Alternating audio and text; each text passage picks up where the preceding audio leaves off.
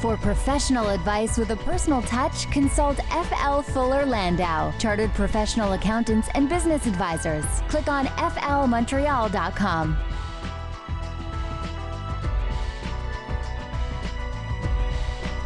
Good evening. Welcome to today's Entrepreneur, a program about the entrepreneurial spirit that drives Quebec business. My name is Dan Delmar, along with Josh Miller of FL Montreal for our 9th season here on CJD. Good evening, Josh. Hello, Dan. That's right, 9 seasons. Can you believe it? Wow. That's a lot of inspiring chats with entrepreneurs over the years. And we've had some great stories. We have, and I'm looking forward to another business that I just happen to frequent once in a while tonight, Mandy's, the salad queen of Westmount. That's right, and some people think, oh, you've only known Mandy's for a few years, but really, they've been around for a lot longer than that, so looking forward to hearing that story. And we'll have our one piece of advice for today's entrepreneur at the end of the show as usual, plus some HR tips as well. We're going to talk about recruitment with an HR specialist later in the program. But first, as usual, chit-chat about entrepreneurial news and notes. And if there's one story over the last couple of weeks that's been dominating headlines in the entrepreneurial world, it's, of course, those tax changes proposed by the federal Liberal government. So, Josh, what do you think? Is it a lot of unnecessary outrage from doctors and wealthy entrepreneurs, or is this measure really hampering business activities? First of all, Dan, I wish it was only a couple of weeks. This has happened since mid-July, where Bill Morneau came out and made these announcements. And, you know, we could spend at least an hour on it, but I'll kind of give you the brief reactions. And certainly for small businesses, it's not good. Basically, these measures are really not good for anybody owning a private business. And there's articles written all the time on this. But I mean, essentially, I'll bring kind of four main topics where small businesses are really outraged. First of all, these are not small changes. These are not changes that might affect you by 1% or 2%. These are major tax overhaul. That is something that small businesses who are already taking enough of a risk and already paying a certain amount of taxes, and not just income taxes, they're contributing to payroll levies and they're contributing to a whole bunch of things. This is a major hit in addition to all the risks that they take in their own businesses every day. So that's certainly one aspect. Second, it's also changes that I think were being rushed. I mean, it was announced July 18th. They gave it a 75-day consultation period, and after that, okay, they've already written the legislation.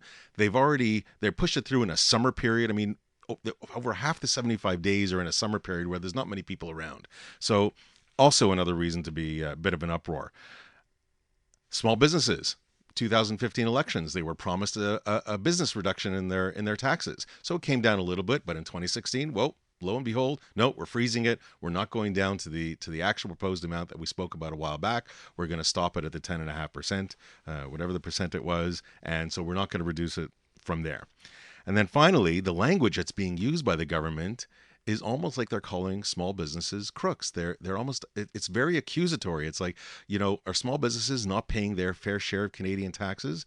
Well, come turn around and say, are small businesses contributing to the economy maybe a lot more than some of the other people? So not to get into all the technical aspects, we'll leave that maybe for our next show when we bring Nick on board, since he's really into that and up in arms, no doubt. But there's certainly a lot to be said. I hope not everything goes through, notwithstanding the fact that there is a lot of already written legislation, and in a majority government, you never know.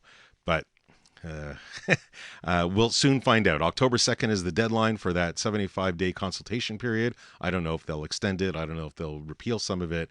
Time will tell. But on October 2nd, our October 2nd show, we're going to talk about it a little bit more.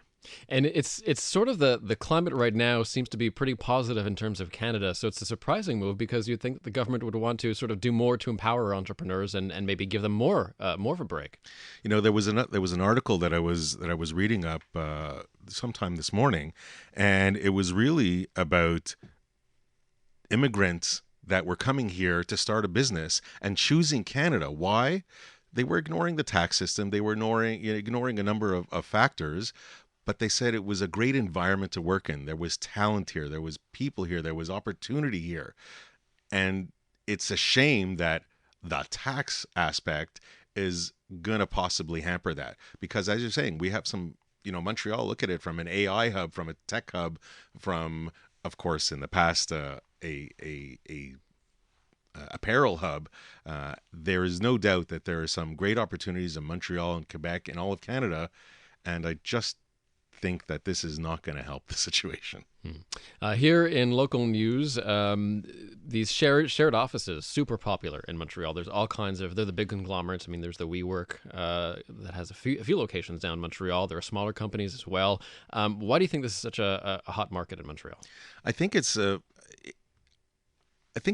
what I'd like to really say about this article that I read, and WeWork actually chose Montreal before Toronto. They're going into Toronto now. They're taking up huge space in Toronto. I think this is really an eye-opener for lessors, an eye-opener for building owners, where these long-term leases for companies might start coming to an end. People might say, you know what? Okay, or their size of space will come down. I need 20,000 square feet. Well, you know what? Maybe I need about 10,000 square feet, but I need 10,000 transient square feet. I need 10,000 square feet that I might want to be able to have in other locations that I can sell my wares or my goods and promote and market myself. I might have people that it's a little closer to home. Might have sometimes it's a more collaborative feel to be around a lot of others. But there's no doubt that these spaces coming up in Montreal are feeding a need. They're feeding a need of people that want to work and collaborate together, and they're feeding a need of being a monthly rent without committing to a long-term lease and having a space to go. This is, if it isn't already, an eye-opener for lessors and you getting used to these big companies or even small, medium-sized businesses taking up a chunk of space for a long period of time. Speaking of the new economy, Airbnb struck a very important and groundbreaking deal with Quebec on tax revenue. This is, everybody, a lot of the, I hate to use this term, a lot of the legitimate or the old, business people in, hotel business and taxi business, they always complained about the sharing economy because these people weren't paying their fair share of taxes. They weren't contributing in the same way. It's almost as if they were getting away with something and able to charge a lower fee because of it. Airbnb has been around, one of the longer sharing economies. I think this is I think it's groundbreaking. There's no question. It's got to be a trend. I mean, we saw Uber in Montreal that they now have to charge certain sales tax on it and get in line certainly with some of the taxi companies. Airbnb, they had this 3.5% hotel fee that the government says they're going to kick back into tourism. Hopefully that will happen. But they've come out publicly and said that. So I think it's really a trend for these sharing communities to really get into compliance with the tax laws that are around. There's only so long that won't happen for, especially as governments are continuously broke. Donald Trump making America great again, etc., and he will attack NAFTA soon. Those negotiations are ongoing. And how does this figure for Montreal, especially the fashion industry here in Montreal? Well, NAFTA is in a state of flux completely. I don't know how many people are reading up on this and how much information there really is out there. I've read a few things on it. And certainly from this applies to really almost any industry, but in the apparel industry, I read an article recently where NAFTA right now, it's okay to sell goods under the NAFTA arrangement if your raw materials come from elsewhere, but you convert it and you manufacture and you sew the goods here and then move it along the chain. What the potential NAFTA is proposing is that you won't even be able to use raw materials from outside of Canada. We're talking Canada, raw materials from outside of Canada. Forget taking away the competitive value of Canada. You're going to eliminate a whole bunch of product because there's only so much that we grow and make here. And that applies to anything. If you want to convert, if you want to make high-tech items where maybe some of the components are outside, so you might have 10, 20, or 30% of the components, but you convert 70% here, that's going to take away a whole market, and that's going to take away Canada's competitive edge in a lot of aspects. Not good. I hope NAFTA is in flux, and I hope it goes in the right direction. Today's Entrepreneur on CJAD 800, presented by FL Montreal. Coming up next, we're going to chat with Rebecca Wolfe of Mandy's Salads, a very popular and growing chain now in Montreal, actually. It started in Westmount and now a bit all over the city, and we're going to take a sneak peek behind their success story. So that is on the way.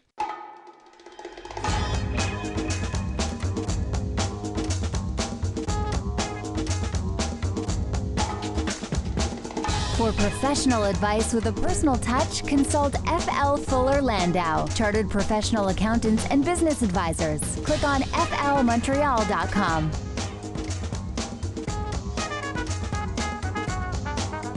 Welcome back to Today's Entrepreneur, presented by FL Montreal. Our 9th season begins tonight here on CJAD 800. Dan Delmar and Josh Miller with you. And our guest this evening, our first guest this season, is Rebecca Wolfe of Mandy's Salads.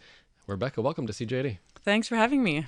So first question is the easiest one. Tell me about Mandy's, and maybe tell me a few secrets. As a client, I'm a fan. I like the Mexican salad best. Awesome. But tell me how it started One of my favorites. and where you're at now.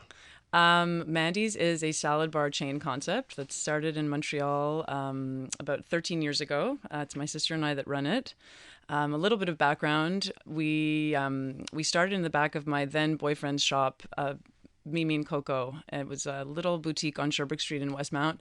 I'd been studying in New York at the time. I'd come back. I was doing an art program there, and there was these salad bars on every corner in New York. And when I came back to Montreal, there was nothing like it. And my sister and I loved eating healthy.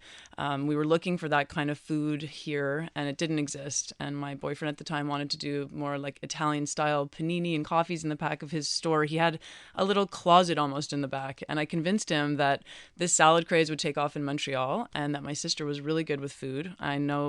I knew nothing about food, and I'm still not the best in the kitchen. So he agreed, and Mandy made an amazing menu, and we operated behind a 3-foot counter in the back of his store. Now, Mandy is not here today, unfortunately, but was she doing food before? Was she doing preparatory? What was her background? Where did she come from? She was teaching, actually. We both studied at McGill. Neither of us studied in business or in food. She was just always very talented in the kitchen. We knew she was amazing almost since the minute she could get her hands on any ingredients. Now, you've been there. You were in that location long before Mandy's, or you branched out of outside a clothing store. Yeah. How long were you in kind of the back of the store until you branched out? We were back of the store for many years, and then we opened up our second location. So our first location was 2004, and then we opened up a second location also inside of my husband now's shop, Mimi and Coco, 4 years later, 2008, on Laurier Street. So that was a totally new market for us. It was French Montreal. It was also a very community vibe in that area on Laurier, and it took off there as well. So we continued doing that. And then we opened up our first storefront in 2013 on Sherbrooke Street in Westmount, where, we were already quite known in the community. And we were extremely nervous, and we were really scared to open up just one block west of where we were. And we were going to have our first, signage that we were Mandy's on the street. And it worked. We were really happy. Did you actually have a name of the place before you opened up the Yes, Mandy's? we started branding it Mandy's. Almost from the beginning. We started with these little stickers that we were putting on all of our salad containers. And that we didn't realize, but that was sort of how the brand really started. We had all these Marianopolis girls coming in, and they would want to buy the stickers and put them on their agendas. And even high school, kids would come in, and it was sort of this cult-like following of these stickers and the brand. So that really helped. We'll come back to marketing in a moment, because I know there's a lot to it. But just from a location standpoint, you're in Westmount, you're in the back of a store. Now you're storefront. Yeah. How did the location find you? Did you find the location? Did you say, you know what? We are ready to actually have storefront? Yeah, it was sort of a confluence of circumstances. The lease was over in Mimi and Coco, and we were wondering what to do. We knew that the area had high demand for what we were doing, and we figured maybe we can support the rent on our own. And it was very, risk-reward situation at the time. We were really scared to carry the rent by ourselves, and we were super grateful day one. There was a lot of people that came that block west. So now you didn't have business backgrounds. I believe that's what you said before. Yeah, so no. Where's the learning curve? You're signing a new lease. You're trying to figure out some numbers before. Is it a steep learning curve? Did you have some help? How did you kind of get through that? We had wonderful support team around us. My now husband was our landlord for many years because we operated inside of his clothing store. So he was amazing with a lot of business advice. My parents were around all the time. We had lots of friends and family that would give their advice. But yeah, a lot of it was just learning as we went. We made many mistakes. And I guess really understanding leases and landlords, that was the first learning curve that took place for sure. Rebecca Wolfe of Mandy's is here. She is Mandy's sister, co-founder of the Salad Bar. You've expanded. You're now on Crescent, I believe. How many locations total? We now have 5 locations Wow. plus a food truck. Excellent. And so Yeah. making that jump to Crescent, from Westmount to Crescent, was that a bit nerve-wracking to go in that sort of high visibility area? That was super scary. We knew that a large part of our demographic was students, so we chose that location mostly because it was equidistant between Concordia and McGill, and so many of our biggest fans had been CJEP students in Westmount, so we just figured all the graduates would be there, and they'll come at least if no one else. We couldn't afford rent on St. Catherine. We knew that Nespresso was a big draw for a lot of the people downtown, and we found the spot that was upstairs, so it wasn't as expensive on ground floor, and we really took a chance. As you're going through the leases, your first lease in Westmount, your second lease or next lease is in Crescent or on Crescent Street, are you learning as each one goes by? You know, as you have to either take more space or as you have to build out and get some tenant inducements. How was that learning process? Yes, we worked with an excellent broker for some of the leases, but as we go, there's mistakes that happen along the way. A lot of them, I was, thinking about that. It was things to do with HVAC and actual operations in terms of restaurant requirements. You'd think that just because we don't have a lot of fryers and a lot of cooking, we have a ton of equipment, so there's a lot of operational needs that happens in a Mandy's. So your second lease was a little bit more involved than your first lease. Yes, for sure. Yeah, it was a lot more complex, and just learning how to protect ourselves as well. I think it's really important as a business owner that you take those precautions. Now, when you were getting into these stores, it was 4 walls. You had to build it out. Yeah, everyone we've the done from design, the scratch. build out. Yeah. Was that you? Where did you get your inspiration from? I think that's something I'm very grateful comes very natural to me. I love doing all the design and the concept. We get inspired through travel, just through our own innovation. It's just something that I love to do at home. I've always loved doing my whole life, and it's something that makes me tick. And I'm so glad that I have an opportunity to do it in stores. As you added stores, did the build out, did the look ever change? Each store is a little bit different, but people that have come in and commented on the feel and decor in there is always sort of the same. I guess it comes from me, so there's always a little bit of it that feels like Mandy's in there, and that's important to us too. We never wanted to build a cookie cutter model that had no feeling and no soul, so we put a lot of energy into it. We take time to personally frame all of our family photos. We go to lengths to pick every piece of upholstery on every piece of furniture, and we get old pieces of wood and we work them ourselves, and it's a labor of love. Do you have outside consultants or people that you've kind of bounced ideas off of? I mean, you're not constructing it yourself. You're not taking out the saw and doing it. Maybe part of it. No. We work with an amazing team now. We have a contractor that we always use, the same contractor, and we have people that help us with the kitchen requirements and kitchen plans. And yeah, the layout kind of has become more consistent. So we're getting used to, how it should be built. Rebecca Wolfe is with us this evening from Mandy's. We'll take a break and in a little while talk about HR and marketing issues and lots more. This is Today's Entrepreneur on CJAD 800.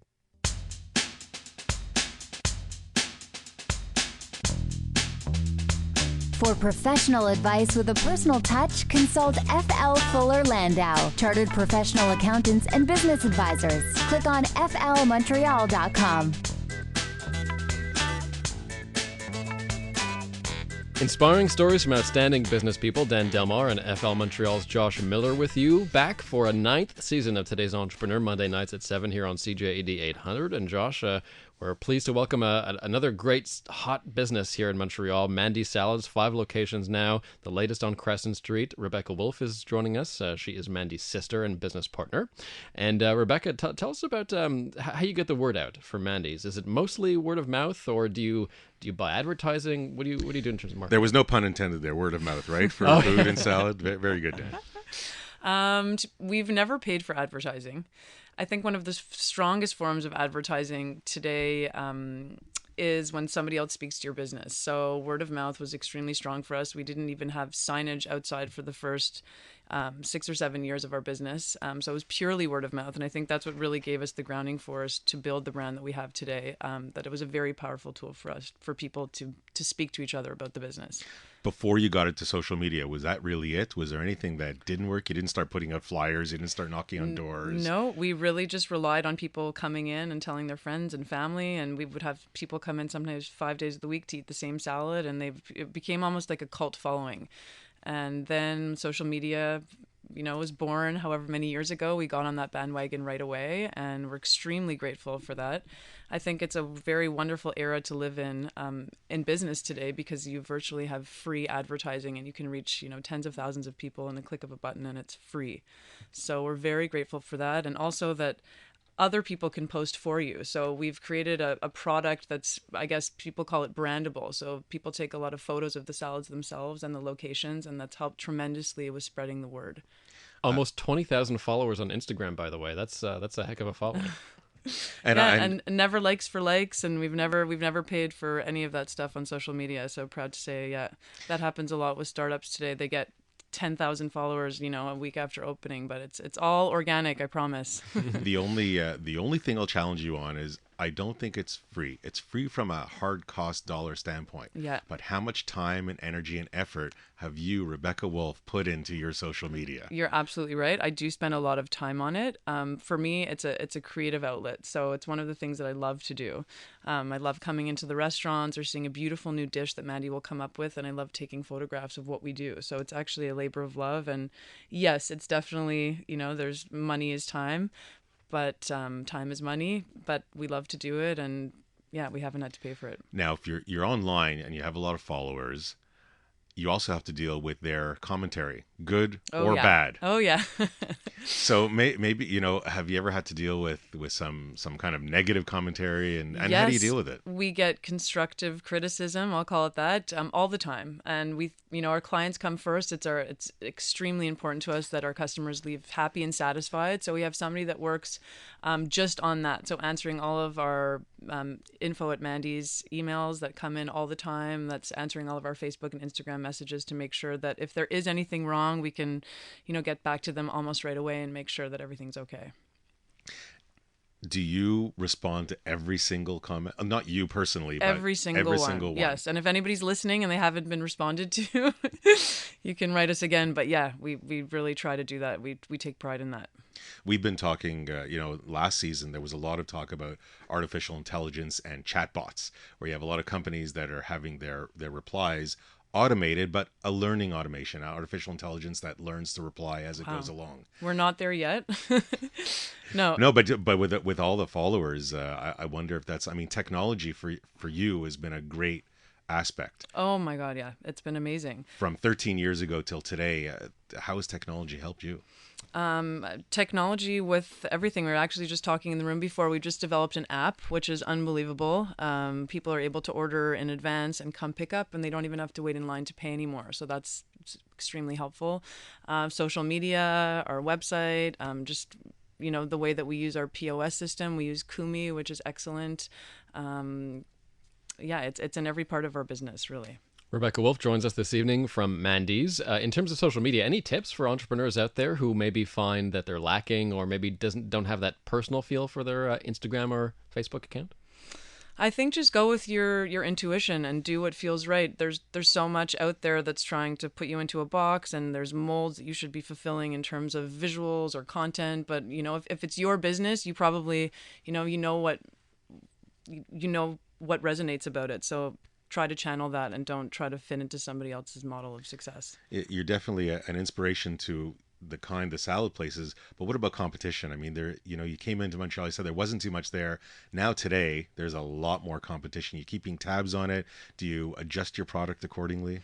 We're definitely aware of it. We were pretty much by ourselves for the first 10 years of the business in terms of salad concept. And in the last 2 years, I would say there's a lot of competition that's sprung up all around us. And it's shaken us a little bit, but it's also been a reflection that what we're doing is the right thing and there's a demand for what we're doing. So we're just going to keep on trucking and keep on moving ahead and following what we feel is right and creating food that we want to eat and, hope that people choose Mandy's. And speaking of that, your menu, has it changed a lot since the beginning, or has it changed recently with the competition? We're always adding to it. We rarely take things away because they're usually favorites. Things that are on the menu are favorites. But we're constantly adding to it. Mandy's always, innovative, and she's always, adding wonderful things to the menu. We just, we have now grain bowls, and you can pretty much put anything you want into a salad. It's not just lettuce. There's a million different ingredients that go into it. So we have protein bowls, we have soups in the winter, we have cold pressed juices and smoothies. We're introducing bulletproof coffee in the fall for anybody that's interested. We're always trying to keep Bulletproof coffee? Yes. It's a combination of coffee mixed with, you're putting fat into your coffee, so it keeps you sustained longer, and it's very good for you. So yeah, we're constantly trying to keep on trend and make sure that we're bringing the best in healthy food to our clients. Does that make it harder? I mean, with more locations and keep adding to the menu, sourcing all your product you're buying, you must follow a certain plan, or you're relying on some software, or to when to purchase, and is it essential purchasing aspect at this we have point? two main suppliers that we work with in Montreal. We work with Dubord in Rainville and with Hector Larrivée, and they're both wonderful, and they pretty much can supply us with everything that we could possibly want. So we're very covered in terms of suppliers. Now, there's one aspect we haven't touched on yet, and we have a couple of minutes left in this interview. Human resources, your team. You are how many people today? We're around 250 employees. That's a few people. Yeah. How was the growth? Was it manageable? Was there a point where you said we must grow, or we must hire these certain aspects if we want to really get to the next level? That was really the scariest part of the business growth for Mandy and I, when we went from about 30 employees to over 200 in a matter of a year and a half. And, many people told us this is when you can make or break it, and this is the growing pains of a company that can actually ultimately, kill you. So we spend a lot of time on making sure that doesn't happen. We brought in this wonderful consultant when we were going through that transition that specialized in onboarding and retail expansion. And we focus a ton on training and on concentrating on our employees and making sure that they channel the customer experience that we would like. At the very beginning, Mandy and I were in the stores all the time, communicating with our customers every day. And it was very scary as we grew that we weren't going to actually be the ones that were, servicing these people anymore. So we're very focused on making sure that our staff channels the values and the culture that Mandy and I do. Culture, very, very important aspect. I'm glad you brought it up. Are you able to maintain your culture with 250 employees? It's the hardest part. But as I said, we have wonderful learning and development programs, and, we try to teach and preach that culture every day. Our staff is the most important part of our business. So if they're happy, our customer's happy. And there's no doubt that recruitment is a challenge. It's a huge challenge. Yeah. We'll talk about that next with our HR specialist, Christina Longo, all about recruiting, and stay tuned as well for Rebecca's one piece of advice for today's entrepreneur that is on the way.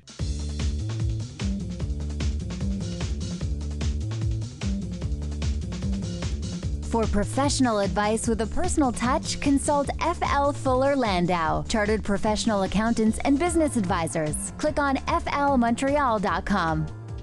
Welcome back to today's Entrepreneur, presented by FL Montreal. Inspiring stories from outstanding business people. Dan Delmar and FL Montreal's Josh Miller with you for the premiere of our 9th season here on CJAD. Coming up, we'll have Rebecca Wolfe's one piece of advice for today's entrepreneur. She's from Mandy's, of course.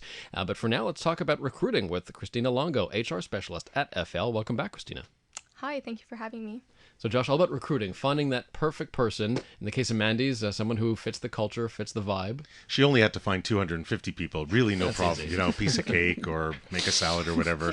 But even before you get there, I mean, recruiting is really, I mean, it's a long process. There's so many things to think about from beginning, even before you have that posting, to bringing that team member, that employee, that staff, whatever you choose to call that person, into your place to train them.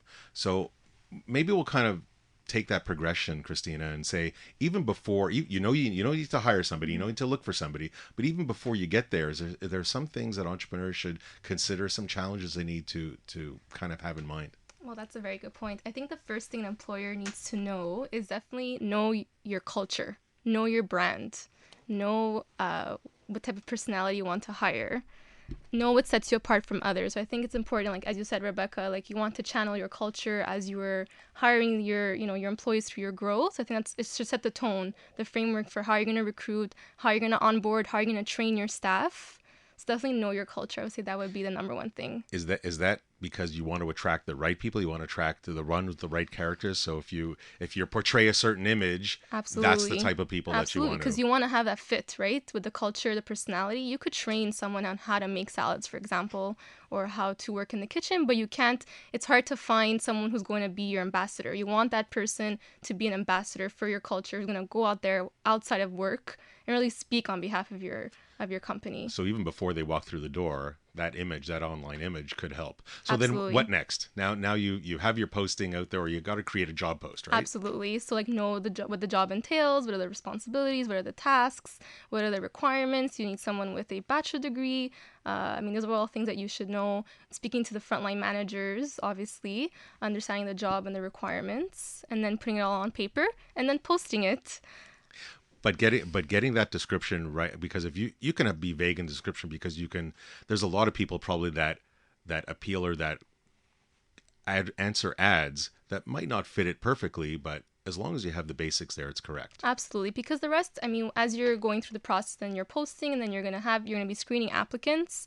You could always add to it, and it's okay if your posting is not 100% detailed, because things could change as you find the right person. You might adapt your hiring or the person that you want depending on who you find sometimes. So that's the reality, I feel, and now things are shifting. So sometimes you want to hire talent that maybe you wouldn't have, that you happen to come across, which you wouldn't have thought of earlier. Christina Longo, HR specialist from FL, is with us. What is more important, the culture fit or qualifications? I would say the culture fit is number one, because the culture is definitely someone who's going to know your values, speak your values, resonate your values, and then that's going to transpire into their actions, into how they're going to perform on the job, and then you're going to want them to progress with the firm. So definitely the culture. I guess unless your job is welding an engine onto an aircraft, maybe the skill set might be a little more important. But for most places, and we've heard this from many entrepreneurs over the years, Dan, for most of entrepreneurs, they look for character fit and personality Definitely. before skill set, because some stuff or most things can be trained. So that's important. So now you have that job posting. People come in. Now the interview is an important aspect, and not everybody knows how to give a proper interview. What comments would you give on, or maybe suggestions on, an interview process? Well, as you mentioned, also obviously it depends on the type of position you're hiring for, right? Something technical, you are going to go through a more standard, detailed job interview guide. So know some questions in advance, know the technical requirements. But if you're looking for someone who's in marketing or more of a professional or in business development, you want someone who could think on their feet, right? So you might shift towards a more non-traditional type of interview and make it more of a conversation. So putting people in, giving them maybe case scenarios or behavioral type questions, asking them, what would they contribute to the company? What vision do they have? Maybe if you have a problem that you're dealing with, ask them to solve that problem on the spot.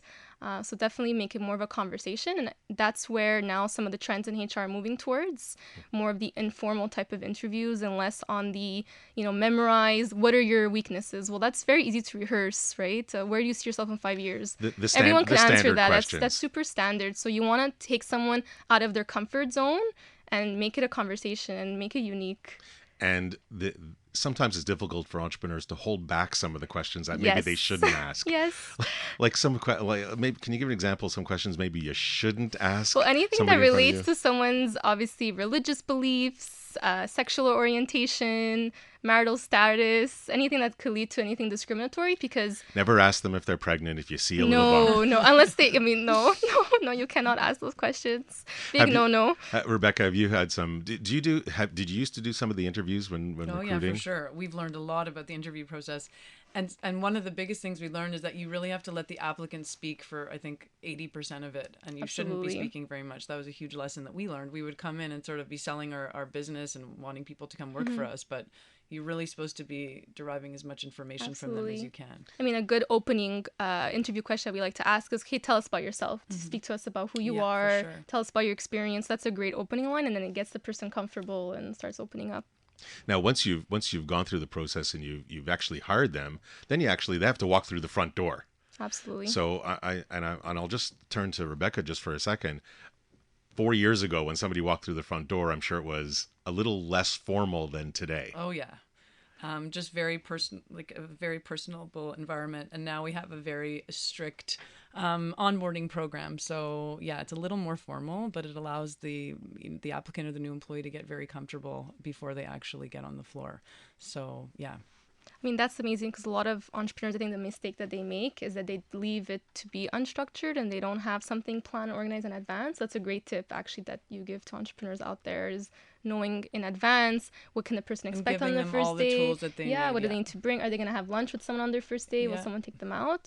Something that we would like to share as best practices, actually giving them some insight before. And they get a written, for Exactly. at Mandy's, they get like a written manual of exactly how the onboarding is going to go down, so they know what to Yeah, expect. who they're going to meet that day. I think that's super important. There's so much that can be done right, and there's so much that can be done wrong. Yeah. So it's really just planning it out properly. Thank you very much, Christina. Thank you. As we approach the last moment of our show, and we'll continue some great tips from Rebecca Wolfe, we'll turn to Rebecca now and ask you, what would be your one piece of advice for today's entrepreneur? I would say patience. It took us a very, very long time to get where we are today, and success doesn't happen overnight. And sometimes we live in this era of, you want everything yesterday. It was Amazon Prime, and people have a false perception of how fast success happens. So patience would be my number one piece of entrepreneur. Excellent. Thank you, Rebecca. And Dan, for me, it's, we didn't talk much about the relationship between Rebecca and Mandy, but it was clear off air and in pre-discussions that your relationship really also helps make Mandy's a really great place. So there's no question that partners togetherness really does help. Rebecca Wolfe of Mandy's, thanks so much for stopping by. Thank you for having me. And Christina Longo, HR specialist at FL. Thank you, Christina. Thank you. And Josh, we just got back, but we have to take next week off. We'll be back in 2 weeks, and we're going to the Box Factory. Love Pack, Dan. Next, a week from Monday, 7 p.m. here on CJAD 800. Don't forget you can head over to flmontreal.com and listen to 8 years worth of inspiring entrepreneur profiles in the community section, flmontreal.com. And we'll see you back here in 2 weeks. Good night.